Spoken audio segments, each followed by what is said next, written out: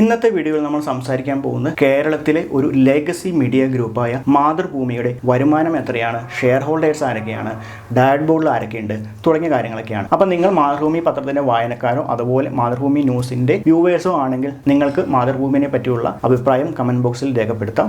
അപ്പോൾ എല്ലാവർക്കും അറിയാവുന്ന പോലെ മാതൃഭൂമി 100 വർഷത്തിന് മുകളിലായിട്ട് പാരമ്പര്യമുള്ള ഒരു മാധ്യമ സ്ഥാപനമാണ്. 1923 മാതൃഭൂമി സ്റ്റാർട്ട് ചെയ്യുന്നത്. മാതൃഭൂമിയുടെ ഫൗണ്ടർ കേശവ് മേനോനാണ്. എഴുത്തുകാരനും മാധ്യമപ്രവർത്തകനും രാഷ്ട്രീയക്കാരനുമായ വീരേന്ദ്രകുമാറാണ് മാതൃഭൂമിയുടെ ഒരു മെയിൻ ഫേസ് ആയിട്ട് കുറെ വർഷം ഉണ്ടായിരുന്നത്, അല്ലെങ്കിൽ ഇതിന്റെ ഒരു സാരഥിയായിട്ട് ഉണ്ടായിരുന്ന വീരേന്ദ്രകുമാറാണ്. അദ്ദേഹത്തിന്റെ മരണശേഷം അദ്ദേഹത്തിന്റെ പുത്രനായ ശ്രേയസ് കുമാറാണ് മാതൃഭൂമിയുടെ ഇപ്പോഴത്തെ managing director. Mathrubhumi printing and publication limited എന്നാണ് പേരന്റ് കമ്പനിയുടെ പേര്. അപ്പോൾ ഇതിന്റെ കീഴിലാണ് മാതൃഭൂമി ന്യൂസ് പേപ്പറും അതുപോലെ തന്നെ മാതൃഭൂമിയുടെ എല്ലാ പ്രസിദ്ധീകരണങ്ങളും അതുപോലെ മാതൃഭൂമി ന്യൂസ് ചാനൽ, കപ്പ TV, ക്ലബ് FM എന്ന് പറയുന്ന റേഡിയോ ചാനലും എല്ലാം ഈ ഒരു മാതൃസ്ഥാപനത്തിന്റെ കീഴിലാണ് എല്ലാം വരുന്നത്. അതുകൊണ്ട് നമ്മൾ പറയാൻ പോകുന്ന റവന്യൂ എന്ന് പറയുന്നത് പേരന്റ് കമ്പനിയുടെ റവന്യൂ ആണ്.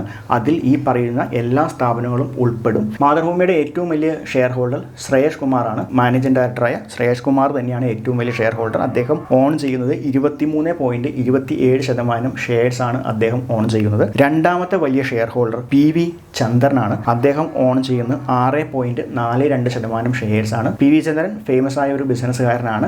അദ്ദേഹത്തിന്റെ ഉടമസ്ഥതയിലുള്ളതാണ് PVS ഹോസ്പിറ്റൽ ഒക്കെ അദ്ദേഹത്തിന്റെ ഉടമസ്ഥതയിലുള്ളതാണ്. പിന്നെയും വേറെ ഒരുപാട് ബിസിനസ്സുകൾ അദ്ദേഹത്തിനുണ്ട്. PV ചന്ദ്രൻ മാതൃഭൂമിയുടെ ഡാഡ് ബോർഡ് അംഗമാണ്. മൂന്നാമത്തെ വലിയ ഷെയർ ഹോൾഡർ PV ഗംഗാധരനാണ്. ഇദ്ദേഹം ഓൺ ചെയ്യുന്നത് 5.83% ഷെയർസ് ആണ്. PV ഗംഗാധരൻ മലയാള സിനിമയിലെ ഒരു ഫേമസ് പ്രൊഡ്യൂസറാണ്. ഗ്രഹലക്ഷ്മി പ്രൊഡക്ഷൻ എന്ന ബാനറിന്റെ കീഴിൽ അദ്ദേഹം ഏകദേശം 20 കൂടുതൽ സിനിമകൾ മലയാളത്തിൽ പ്രൊഡ്യൂസ് ചെയ്തിട്ടുണ്ട്. നാലാമത്തെ വലിയ ഷെയർ ഹോൾഡർ PV നിതീഷാണ്. അദ്ദേഹം ഓൺ ചെയ്യുന്നത് 5.80% ഷെയർസ് ആണ്. അഞ്ചാമത്തെ വലിയ ഷെയർ ഹോൾഡർ ഒരു ജോയിന്റ് ഷെയർസ് ആയിട്ടാണ് ഓൺ ചെയ്യുന്നത്. MN Ravivarma jointly with Ambikadevi Varma and Rajeshwari Varma. ഇവർ 3 പേരും കൂടി ഒരുമിച്ചാണ് 5.10% ഷെയർസ് ഓൺ ചെയ്യുന്നത്. ഇവർ ഡയറക്ട് ബോർഡിൽ അംഗമല്ല. ഇനി നമുക്ക് ഇതിന്റെ ഫിനാൻഷ്യൽ ഡീറ്റെയിൽസിലേക്ക് കടക്കാം. അപ്പോൾ നമ്മൾ പറയാൻ പോകുന്നത് 2023 ഫിനാൻഷ്യൽ ഇയറിലെ ഡീറ്റെയിൽസ് ആണ് പറയാൻ പോകുന്നത്. എന്താണെന്ന് വെച്ച് കഴിഞ്ഞാൽ 24 ഫിനാൻഷ്യൽ ഇയറിൽ റിപ്പോർട്ട് അവൈലബിൾ ആയിട്ടില്ല. നമ്മൾ മലയാള മനോരമയുടെ വീഡിയോ ഇതിനു മുമ്പ് ചെയ്തിരുന്നു. അതിലും നമ്മൾ പറഞ്ഞത് 2023 അപ്പോൾ നിങ്ങൾക്ക് രണ്ടിൻ്റെയും കൂടി കറക്റ്റ് കമ്പാരിസൺ കിട്ടും. കാരണം എന്താണെന്ന് വെച്ചാൽ മനോരമയും മാതൃഭൂമിയാണല്ലോ കേരളത്തിലെ 2 ലീഡിംഗ് മാധ്യമ ഗ്രൂപ്പുകൾ എന്ന് പറയുന്നത്. റിസർവ് ആൻഡ് സർപ്ലസ് മണിയായിട്ട് കാണിച്ചിരിക്കുന്നത് 251 ലക്ഷം രൂപയാണ്. ടാഞ്ചിബിൾ അസറ്റായിട്ട് കാണിച്ചിരിക്കുന്നത് 236 ലക്ഷം രൂപയാണ്. കമ്പനിയുടെ വെഹിക്കിൾസ്, ബിൽഡിങ്സ്, മെഷീനറീസ് ഒക്കെയാണ് ഈ സെക്ഷനിൽ വരിക. ഇൻവെന്ററീസ് ആയിട്ട് കാണിച്ചിരിക്കുന്നത് 83 ലക്ഷം രൂപയാണ്. ക്യാഷ് ആൻഡ് ബാങ്ക് ബാലൻസ് ആയിട്ട് കാണിച്ചിരിക്കുന്നു 9 ലക്ഷം രൂപയാണ്. അങ്ങനെ ടോട്ടൽ അസറ്റ് ആയിട്ട് കാണിച്ചേക്കാണ് 576 ലക്ഷം രൂപയാണ്. ഇനി എക്സ്പെൻസ് എത്രയാണെന്നുള്ള കാര്യം നോക്കാം. കോസ്റ്റ് ഓഫ് മെറ്റീരിയൽ കൺസ്യൂംഡ് ആയിട്ട് കാണിച്ചേക്കാണ് 217 ലക്ഷം രൂപ. മാതൃഭൂമിയുടെ കേസിലേക്ക് വരുമ്പോൾ അവരുടെ പ്രിന്റിങ്ങിനൊക്കെ ആവശ്യമായിട്ട് വരുന്ന റോ മെറ്റീരിയൽ കാര്യങ്ങളൊക്കെ ഇതിൽ വരും. അതുപോലെ തന്നെ ചാനലിലേക്ക് വന്ന പർച്ചേസ് കാര്യങ്ങളൊക്കെ ഇതിൽ വരും. എംപ്ലോയി ബെനിഫിറ്റ് എക്സ്പെൻസ് ആയിട്ട് കാണിച്ചേക്കാണ് 185 ലക്ഷം രൂപയാണ്.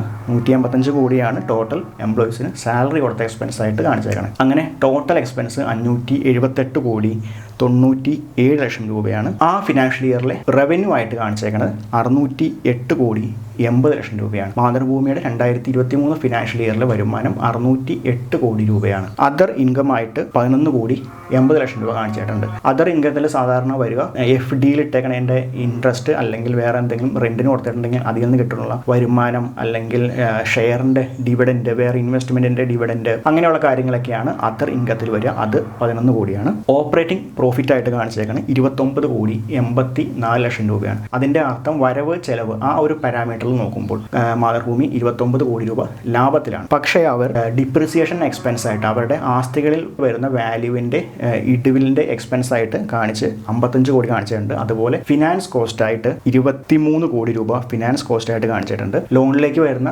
തിരിച്ചടവിന്റെ പലിശ അങ്ങനത്തെ കാര്യങ്ങളൊക്കെയാണ് ഈ ഒരു സെക്ഷനിൽ വരിക. ഇൻകം ടാക്സ് അടയ്ക്കേണ്ടി വന്നിട്ടില്ല. -10 കോടി എന്നാണ് കാണിക്കണേ. അത് കഴിഞ്ഞ വർഷത്തെ വർഷത്തെ ക്യാരി ഫോർവേഡ് ചെയ്ത് വന്നതായിരിക്കാം നെഗറ്റീവ് 10 കോടി കാണിച്ചേക്കണം. അങ്ങനെ ഫൈനലായിട്ട് മാതൃഭൂമി 26 കോടി ലോസ് ആയിട്ടാണ് കാണിച്ചേക്കണേ. പക്ഷേ നമ്മൾ ഓപ്പറേറ്റിംഗ് ലെവലിൽ എടുത്തു കഴിഞ്ഞാൽ മാതൃഭൂമി 29 കോടി പ്രോഫിറ്റ് ഉണ്ട്. അതിനുശേഷമാണ് ഡിപ്രിസിയേഷൻ എക്സ്പെൻസും ഫിനാൻസ് കോസ്റ്റൊക്കെ കാണിച്ച് അതിനെ സ്ക്വയർ ഓഫ് ചെയ്തിട്ടാണ് ലോസ് കാണിച്ചേക്കണേ. അപ്പോൾ ആക്ച്വലി വേണമെങ്കിൽ മാതൃഭൂമി പ്രോഫിറ്റ് തന്നെയാണെന്ന് പറയാം. അപ്പോൾ നമ്മൾ മനോരമയുടെ വീഡിയോ ചെയ്തപ്പോൾ മനോരമയുടെ ഈ സെയിം ഫിനാൻഷ്യൽ ഇയറിൽ റവന്യൂ ഏകദേശം 1200 കോടിയാണ്, മാതൃഭൂമിയുടെ 608 കോടിയാണ്. അപ്പോൾ ഏകദേശം മാതൃഭൂമിയുടെ ഇരട്ടി വരുമാനം മനോരമ ഗ്രൂപ്പിനുണ്ട്. അപ്പോൾ മാതൃഭൂമി മനോരമയുമാണ് 1ഉം 2ഉം സ്ഥാനത്ത്.